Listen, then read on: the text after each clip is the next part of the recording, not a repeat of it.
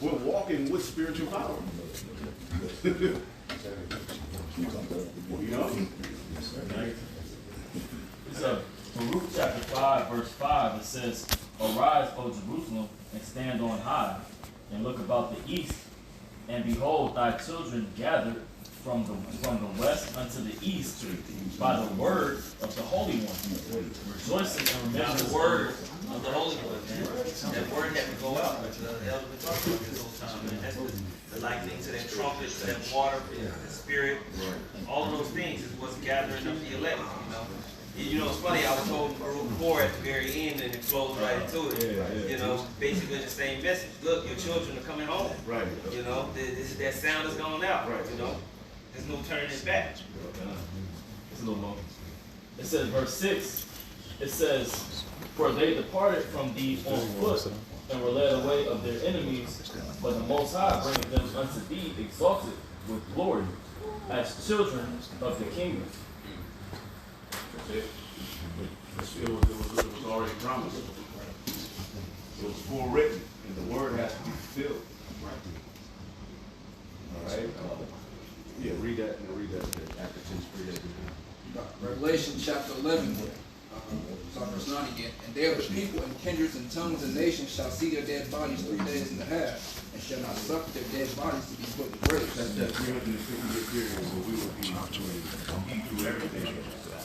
You know, we will get our ass. This was after we were in hardcore slavery. So now instead of snares to slave contract, we got to a different contract. And the Lord allowed them to beat our ass and ultimately win up until the point where He would give us the understanding of why, which marks the end of His bullshit. This great awakening marks the end. It's a declaration of the end of your world. Yeah, that's it. That's what it is. In the midst of all of this wickedness, the Lord has established. Understand, and they that dwell upon the earth shall rejoice over them, and make merry, and shall send gifts one to another, because these two prophets tormented them that dwell on the earth. That's Judah and Ephraim. The elect of Israel has always watched. All right, they remember what King David did. When Judah and Ephraim were together, all the 12 tribes, the heathen were in subjection to that order. They remember what David did to their forefathers. They remember that. Yeah, so whenever they could get us down, you know what I'm saying, they were like, we're going to go in. So they understood these men being in their proper lot means they can't forward their BS. Right. So these two prophets tormented them. So to see them raise up now, in the midst of it, in the height of their new world order, they're like, oh, fuck. We got to do something about this. This is bad. Remember when they built that temple? Remember, you know, going into the history. The same thing all of the kings did when they saw us break up. They went into the history of, oh shit. This could end bad for us. And this is the power associated with them is the one who delivered them out of Egypt, the one who brought the flood. So they're considering these things. Yeah, if I mention one, that's one thing that we have is a spirit to believe our heritage, to believe all those stories, but they have to document proof of what happened. You know what I'm saying? So we believe off of faith, but they believe off documents and know who we are. You got Sennacherib Prism, you know, the Moabite stone. And they have a lot more than what we think. So the fact that we're waking up just by the Spirit, we're like, damn, this is one of everything that we possess, that we have right now. You know? Right. Go ahead. After 3 days and a half, the spirit of life from the Most High entered into them, and they stood upon their feet, and great fear fell upon them which saw them. See, great fear fell on them with something. We're witnesses. That's being fulfilled right now. They're scared. Yep. Vocab alone is tormented. He's listened to our message. He has to demonize. He has to destroy it. He's listened to what we're saying, and then he's actually been condemned by it. So in him, I have to. This is just a micro of a whole system that's getting ready to try to do it. Like, what we're doing is big, and they know the power associated with us. So the way that they're getting ready to try to do it, they're going to try to set us up to be blamed so that they can be justified. But see, the blame, the accusation is true, but only about the 2/3. It's not true about the elect. Right, he ain't gonna be able to fully, get the victory over that because of a promise. And it's all sealed by the blood of Yahweh. Once that blood was shed, that sealed the deal and tied all of the promises. Because how could we be brought back to the land if it was under the law? Right. So the Lord had to, it had to be based on faith. It had to be, a belief. Right. And that's what we've been blessed with, the ability to believe, the ability to have faith. Go ahead. This is the book of Isaiah, chapter 19, verse 16. And it says, in that day shall Egypt be like unto woman. It was read earlier going into Sodom and Egypt. Well, it says Egypt shall be like unto woman in that day. And it says, just to explain why. And it shall be afraid and fear because of the shaking of the hand of the Lord of hosts, was he shaking over. So that's why these people are in fear. He brought up both half as an example. And there are ample other examples in these elites that see this right away. That's why it explains to them like being unto woman, because of this rebuking that's taking place, by this gospel being preached. Verse 17, in the land of Judah shall be a terror unto Egypt.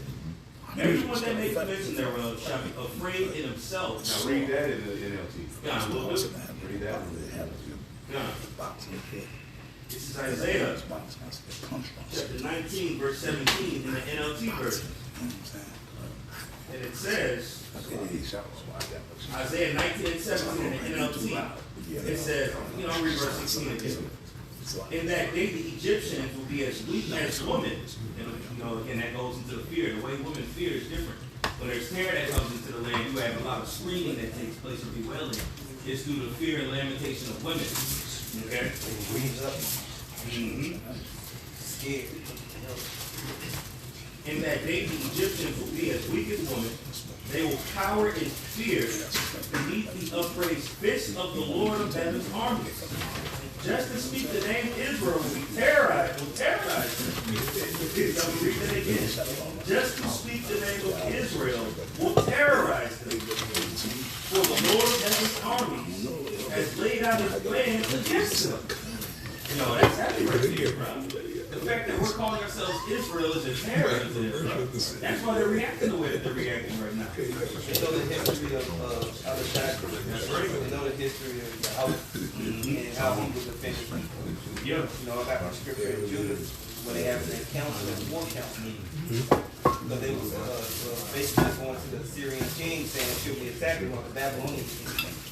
Should we attack the Israelites? And basically he was just like, well, if I may please speak.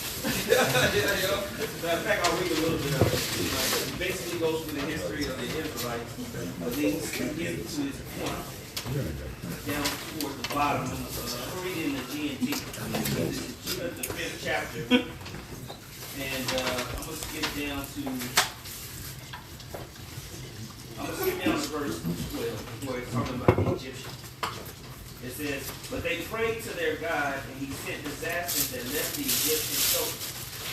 When the Egyptians drove them out of the country, their God dried up the Red Sea in front of them, and then led them along the way to Sinai and Kadesh Barnea. Bro, in Egypt, Moses and the Israelites represented the end of Pharaoh's shit. Yeah.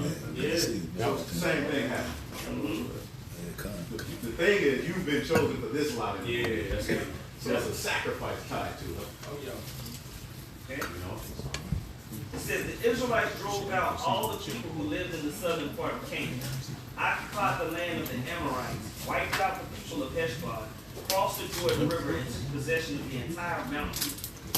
They drove out the Canaanites and the Pezerites and the Jebusites and the Shechemites and all the Girgashites.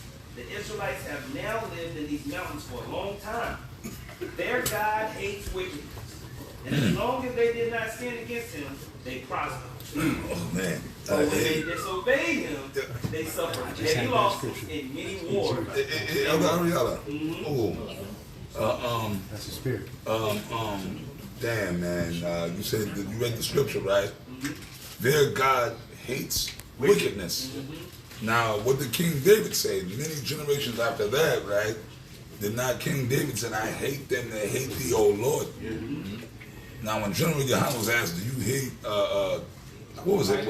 Right. He should have said, I hate Edomites.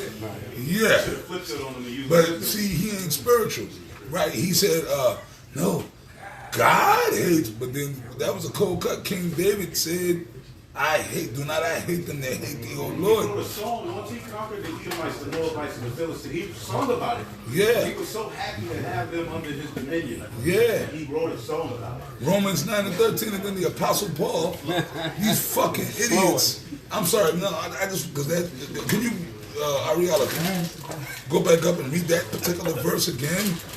Baba Kushah. Back in Judah, the 5th chapter, and the 16th verse, in the GNT, right? They drove out the Canaanites and the Pezerites. Yeah. I said it right. Yeah, you got it right, the Perizzites. Yeah. All the ites. All The ites. Niggerites. the Shechemites and all the Girgashites. The Israelites have now lived in these mountains for a long time. Their God hates wickedness. Their God hates wickedness. So if the Most High hates something, should not we hate it? Right? Should not we hate everything that Yahweh himself hates? Yep. While Yahweh Shai, of course, Yahweh, I mean, well, we know that they're two separate entities, but they're like, see, the average person can't get this truth, bro. The average person can't get this truth, bro. For you to be sitting in this room, you gotta be of a special breed. That's it. You know? You gotta be of a special breed, and I think a lot of times brothers don't get that shit. And I'm not even talking about the brothers in this room, I'm talking about a lot of brothers in G. I'm talking about